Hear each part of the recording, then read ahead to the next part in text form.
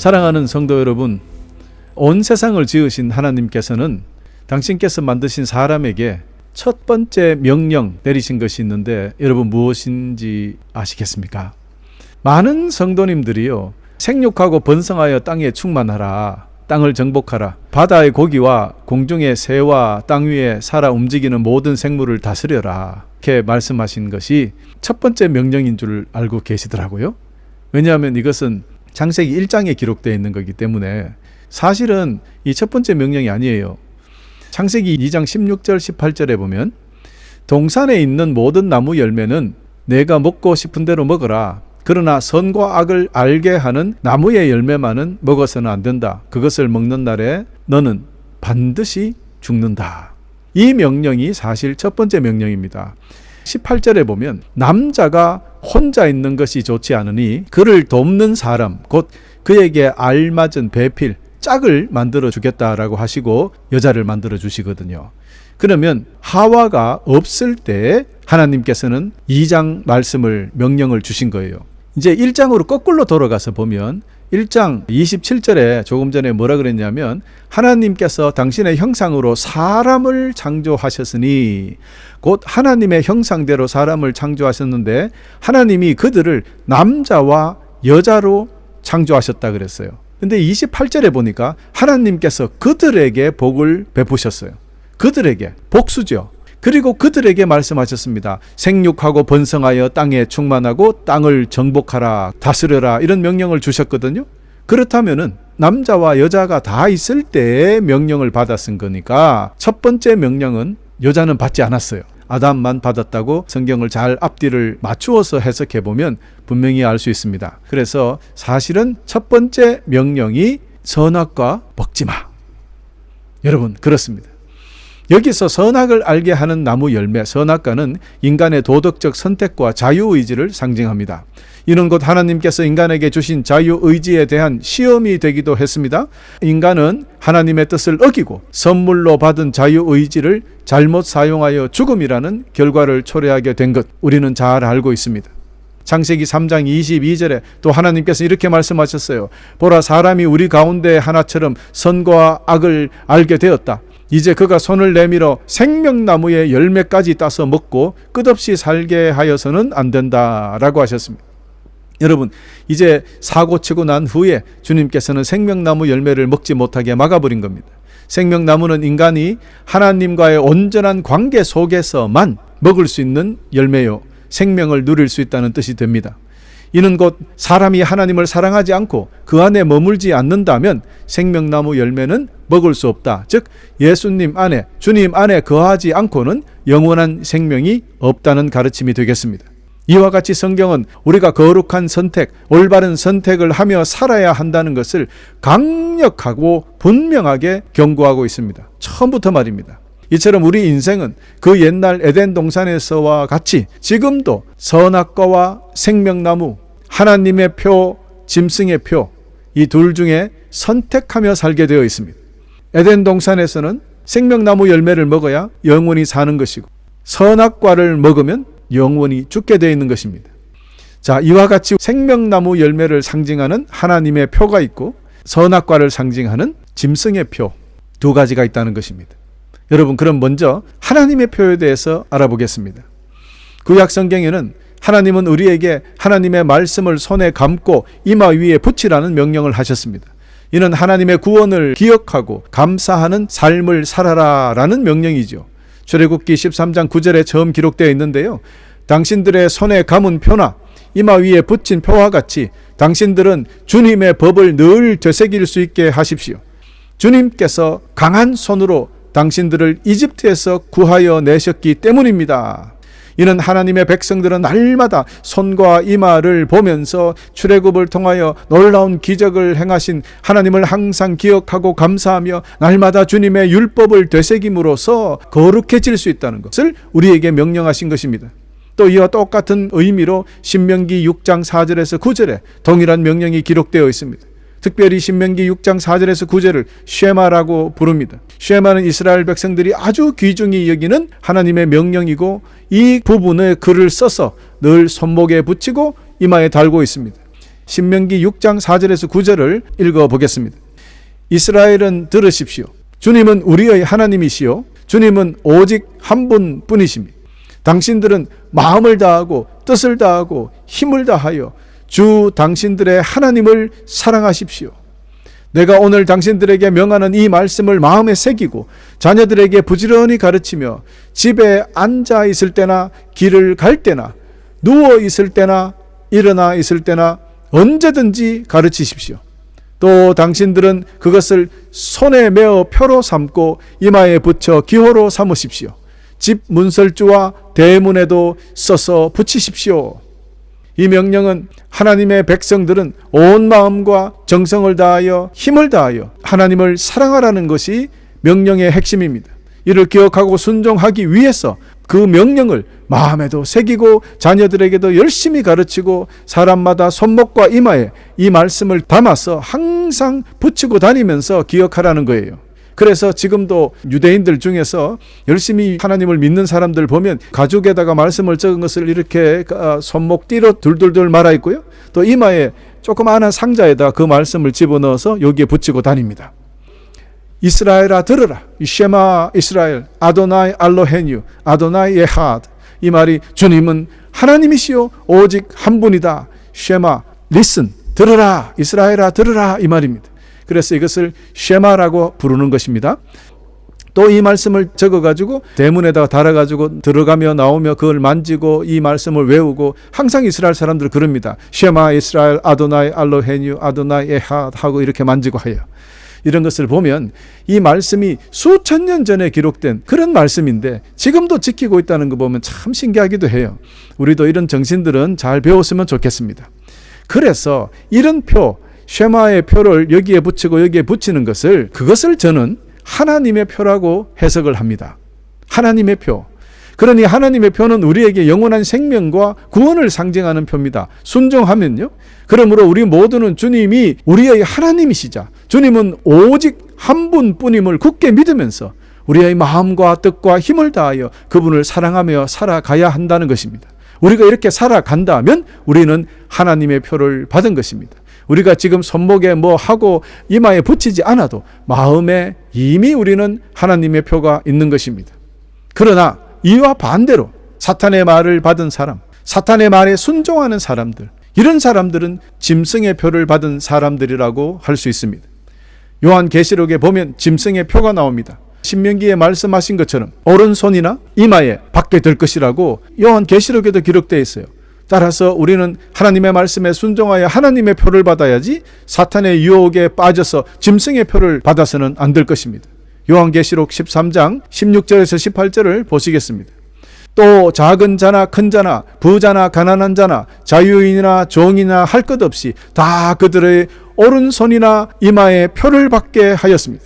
누구든지 이 표를 가진 사람 곧 그 짐승의 이름이나 그 이름을 나타내는 숫자가 찍힌 사람이 아니면 아무도 팔거나 사거나 할 수 없게 하였습니다. 여기에 지혜가 필요합니다. 지각 있는 사람들은 그 짐승을 상징하는 숫자를 세어 보십시오. 그 수가 어떤 사람을 가리켰는데 그 수는 666입니다. 여러분 드디어 짐승의 표, 짐승을 상징하는 숫자 666이 나옵니다. 그 유명한 666. 성경의 짐승의 표 666은요 큰 관심과 논쟁의 대상이 되어 왔습니다. 그래서 성도들에게 있어서 666은 옳은 이야기, 잘못된 이론들, 거기에 음모론까지 막 섞여서 참 666 포비아라고 해요. 666 공포증까지 생길 정도입니다. 그러다 자동차 번호가 666만 나와도 가슴이 철렁하는 사람들이 있거든요. 자, 그래서 오늘 666이 무엇인지 한번 알아보고 조심하면 되죠. 그런 것이지 너무 거기 자체에 무슨 주술적인 작용이나 미신적인 그런 것이 아님을 깨닫는 시간이 되시길 바랍니다. 먼저 많은 사람들이 알고 있는 이론부터 접근해 봅시다. 수많은 학자들이 666이 로마 황제 네로를 가리키는 것이라고 해석을 합니다.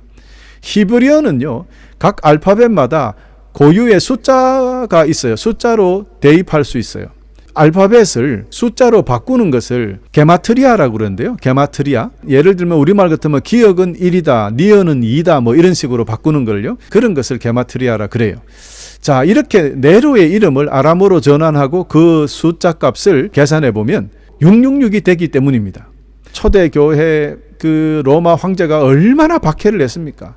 그래서 초기 기독교 문서에 보면 그 네로 황제를 짐승으로 묘사를 했어요. 얼마나 괴롭혔으면 그랬습니까? 그래서 그의 이름을 666으로 연관 지었던 거죠. 그런데 요한계시록은요, 네로 황제가 죽고 난 뒤 30년 뒤에 기록되었다라고 보는 학자들이 있거든요. 그게 만약에 정설로 받아진다면은 이 네로 황제는 666이 아닐 가능성이 있죠. 왜냐하면 요한계시록은 미래의 이야기니까, 뭐 네로 황제가 죽고 30년 뒤에 기록하면서 그 미래 이야기를 네로 황제에 갖다 붙일 이유는 없잖아요. 그러니까 666을 네로로 보는 것은 불가능하다라는 또 주장이 있고요. 또 666은 상징적이다라고 해석하는 신학자들이 있습니다. 7이라는 숫자, 이거는 완전하고 신성을 나타내는 거룩한 숫자입니다. 반면에 6은 그보다 하나가 부족한 숫자, 불완전한 숫자, 인간의 숫자, 인간성을 드러내는 것이고 뭐 이렇게 이야기를 하기도 해요. 그러니 666은 이 불완전히 극대화된 형태, 뭐 인간의 타락, 인간의 죄, 뭐 이런 것을 상징하는 숫자가 되는 것이죠. 이는 하나님과의 관계에서 벗어난 인간의 상태, 뭐 나아가서 완전함에 도전하는 그런 하여튼 나쁜 숫자로 생각을 하게 되었습니다.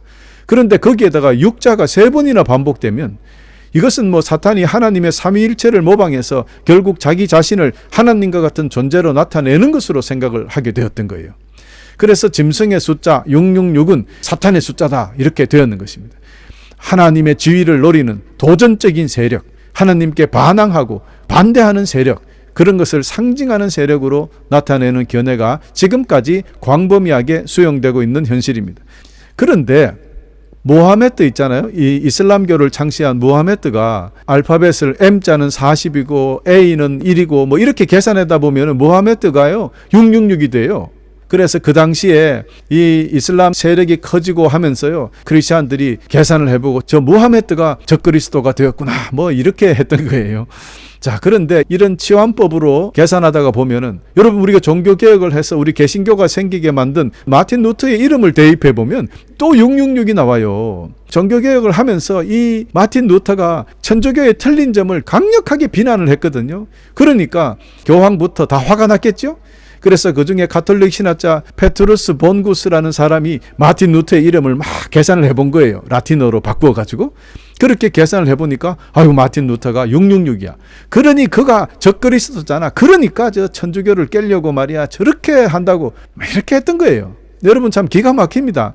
자기가 싫어하는 사람이라고 해서 그 사람 이름을 막 해가지고 666 막 만들어갖고 그 사람을 사탄으로 이렇게 만들면 되겠습니까? 지금도 이렇게 성경을 이용하고 성경 말씀을 이렇게 저렇게 바꾸어가지고 악한 영향을 퍼뜨리는 이단들이 있고요. 사람을 현혹시키고 그 성경 말씀을 통해서 공격하는 사람들이 많습니다. 우리는 이렇게 살아서는 안 돼요. 결코 이런 일을 하면 안 됩니다. 정말 조심해야 됩니다. 이 말씀 속에 숨어져 있는 깊은 것이 있다고 해가지고 사람을 유혹해서 엉망으로 만들거든요. 주님께서 주신 그 뜻 그대로 우리에게 전해주면 되는데 말입니다. 또 여러분, 일부 신학자들은 666을 미래에 나타날 적그리스도, 그의 통치를 상징한다라고 해석합니다. 이는 요한계시록의 최종적인 종말 시기에 성취될 것이라는 입장에서 나온 종말론적인 해석을 하는 것이죠. 여기서 666은 적그리스도, 그의 권세 아래에 있는 사람들을 구별하는 표식이 된다라는 거예요. 왜냐하면 이제 마지막 때에는 악한 세력에게 사로잡혀서 세상을 따라가는 사람들이 많거든요. 그 사람들이 이미 666을 받은 사람들이라고 보는 해석이다 이 말입니다. 그래서 신학적으로 보면은 짐승의 표 666은 하나님 백성들이 세상의 권력과 유혹에 굴복하지 않고 하나님께 충성하는지 시험하는 도구로 해석될 수도 있는 것이에요. 이는 계시록이 그 시대 그리스도인들에게 주는 윤리적 메시지로서 짐승의 표를 받지 않는 것이 신앙의 순수함을 지키는 것이다 라고 교훈과 격려를 하기 위함이었어요. 그러면 지금은 어떻게 또 해석할까요? 요즘의 신학자들은요, 경제적, 사회적 통제의 상징으로 봅니다. 그것도 그럴 것이 계시록의 13장 17절에 보면 누구든지 이 표, 즉 666표를 가진 자 외에는 아무것도 매매하지 못하게 한다라고 기록되어 있거든요. 즉 경제적으로 사회적으로 살아가지 못하게 만든다는 것이에요. 이것을 현대사회에 대입해 보니까 이거는 경제적 시스템이다, 신용카드다, 디지털 아이디다. 그래서 여러분도 혹시 기억나십니까? 666은 베리칩이다, 바코드다 해가지고 얼마나 많은 사람들을 현혹시켰습니까? 여러분도 많이 들어보셨을 것입니다. 666은 베리칩, 바코드다 하면서 온 교회를 돌아다니며 강연했던 그런 목사들 지금 다 어디 갔습니까? 여러분, 영적으로 깨어서 잘 분별하며 살아야 되는 거 중요합니다. 그렇지 않다고는 이런 이상한 이론들, 그 음모론에 정신이 뺏겨가지고요, 거기에 시간과 열정을 허비해서 우리가 진짜 해야 될 기도와 하나님 사랑과 전도와 예배, 하나님의 말씀을 읽고 묵상하는 이런 참된 신앙인으로서의 살아가는 시간을 가지지 못하게 되는 것이에요. 이것을 조심해야 됩니다. 그러므로 교우 여러분, 지금까지 살펴본 바와 같이 짐승의 표 666은 사탄의 세력에 속한 사람들을 구분하는 징표로 알 수 있겠죠. 짐승의 이름이나 그 이름을 나타내는 숫자, 그 666이 중요한 것이 아니라는 것을 여러분 이제는 알 수 있을 것입니다. 그러니 남의 이름에 대입해서 666 해가 자꾸 사탄을 만들어내지 마십시오. 이 표를 받은 사람은 하나님을 배신하고 사탄의 지배 아래 있는 자고 사탄을 경배하는 사람들이고 세상의 악에 굴복한 자들을 상징적으로 말하는 거예요. 진짜 이마에 무슨 666을 써놨겠습니까? 바코드로 표현하겠습니까? 그런 것이 아니라는 것을 여러분 아시길 바랍니다. 하나님께 불순종하고 사탄의 권위 아래 들어간 사람들이 바로 짐승의 표를 받은 자들. 그러므로 우리는 짐승의 표를 받지 않기 위해서 하나님께 순종하고 하나님의 말씀에 따라 살아야 하는 것입니다. 꼭 하나님의 표를 받아야 합니다. 성령으로 인치심을 받아야 한다라는 뜻이 바로 하나님의 표를 받아야 한다라는 뜻입니다.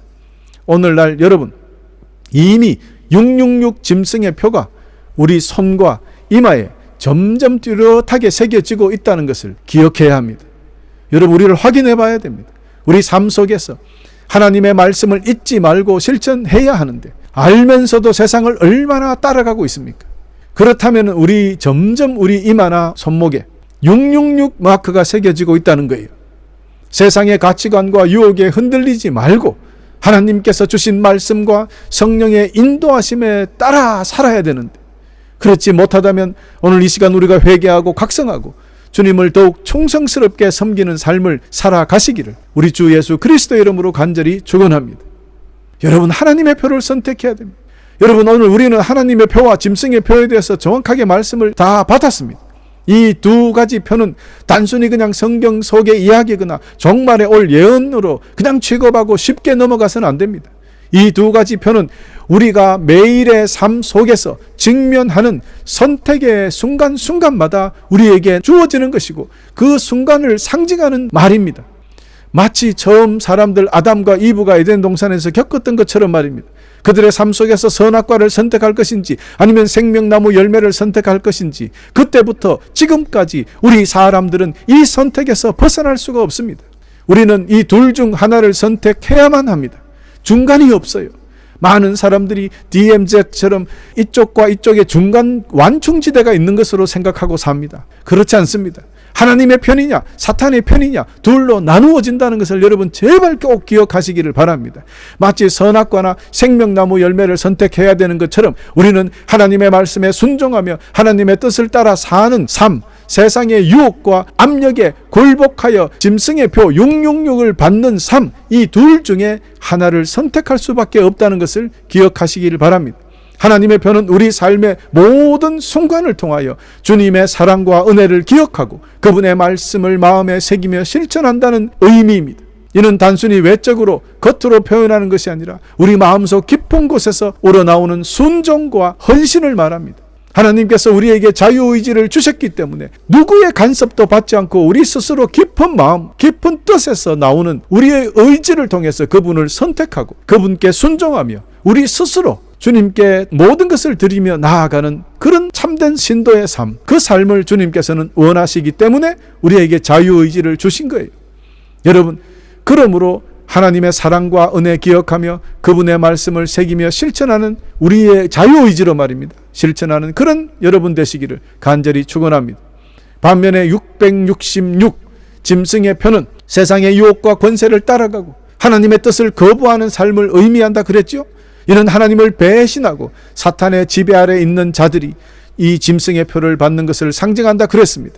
그들은 하나님을 거부합니다. 오히려 사탄을 경배합니다. 세상의 악을 따라갑니다. 악을 즐기는 자들입니다. 하나님께 불순종하고 사탄의 권위 안에 들어가는 것을 의미합니다. 이렇게 살면 영적으로 이미 죽은 자들이에요. 영원한 형벌을 받게 됩니다. 우리는 이것을 알기 때문에 그들이 그렇게 살도록 가만히 놔두면 분명히 영적 사망을 초래하기 때문에 그들을 안타까운 마음으로 기도하면서 하나님의 표를 받도록 인도해야 되는 것입니다. 여러분, 그래서 우리 주님께서 제자들에게 말세에 이런 징조가 있을 것이라고 경고해 주셨습니다. 마태복음 24장 23절에서 24절에 보면 그때 누가 너희에게 말하기를 보시오 그리스도가 여기 계시오 혹은 아니 여기에 계시오 하더라도 믿지 말아라. 거짓 그리스도들과 거짓 예언자들이 일어나서 큰 표징과 기적을 일으키면서 할 수만 있으면 선택받은 사람들까지도 홀릴 것이다 했습니다. 여러분, 이처럼 우리 주 예수 그리스도는 거짓 선지자와 거짓 그리스도들에게 의해 사람들을 미혹하려는 시도가 있을 것이다. 이를 따라가면 너희들은 짐승의 표를 받게 된다. 이렇게 경고하신 거와 다름이 없는 거예요. 사랑하는 교우 여러분, 이제 우리는 선택의 시간에 서 있습니다. 우리는 하나님의 말씀을 손과 이마에 묻고 그분의 사랑과 은혜를 기억하며 살아갈 것인가? 아니면 세상의 유혹과 압력에 굴복하여 짐승의 표를 받을 것인가 선택해야 합니다. 우리의 선택은 영원한 생명이냐 영원한 죽음이냐를 좌우하게 되는 것입니다. 하나님의 표를 받는 것은 우리의 마음과 행동이 하나님께로 향하는 것입니다. 그분의 말씀을 매일 읽고 묵상하고 실천하며 우리의 삶 속에 주님의 사랑과 은혜를 드러내는 것입니다. 우리는 이 선택을 통해 영원한 생명과 구원의 길로 나아가게 되는 것이죠. 그러므로 사랑하는 형제 자매 여러분, 지금 이 순간 우리 주님을 선택하시길 바랍니다. 하나님의 표를 받으시길 바랍니다. 주님의 말씀을 마음에 새기고 그분의 뜻을 따라 살아가십시오. 세상의 유혹에 굴복하지 마시길 바랍니다. 하나님의 사랑과 은혜를 기억하며 주님을 충성스럽게 섬기는 삶을 살아가시기를 간절히 부탁드립니다. 하나님의 표를 받은 사람은 이미 승리한 자들입니다. 그분의 말씀을 따르고 그분의 사랑을 실천하는 그런 삶을 통해서 우리는 세상을 이길 수 있기 때문입니다. 이제 결단의 시간을 가지고 우리의 마음과 삶을 주님께 온전히 드리며 하나님의 영광을 위해 살아가는 참된 신앙의 길로 나아가시기를 간절히 축원하면서 오늘 말씀을 마치겠습니다. 할렐루야.